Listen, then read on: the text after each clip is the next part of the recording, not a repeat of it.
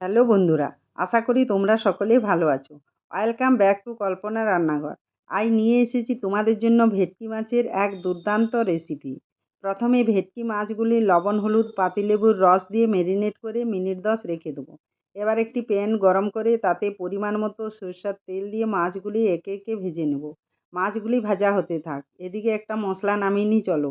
2 চামচ পোস্ত, 2 চামচ সর্ষে, 4-5টি কাজু বাদাম বেটে নেবো।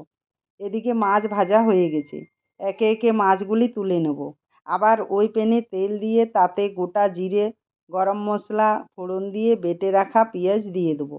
পেঁয়াজ লাল লাল ভাজা হলে বেটে রাখা আদা রসুন কাঁচা লঙ্কা পেস্ট দিয়ে আবারও কিছুক্ষণ ভেজে এবার পরিমাণ মতো জিরে গুঁড়ো, লঙ্কা গুঁড়ো, হলুদ গুঁড়ো, সামান্য জল দিয়ে মশলা বেশ কিছুক্ষণ কষিয়ে নেব। এই সময় পরিমাণ মতো লবণ দিয়ে আগে থেকে বেটে রাখা ওই মশলার পেস্টটি দিয়ে আবারও কিছুক্ষণ কষিয়ে নেব। এবার পরিমাণ মতো জল দিয়ে ঝোল ফুটে উঠলে মাছগুলি দিয়ে দেবো। মিনিট 7 ফুটিয়ে ওপর থেকে গরম মশলা মিশিয়ে নামিয়ে নিলেই তৈরি আমাদের মহারানি ভেটকি।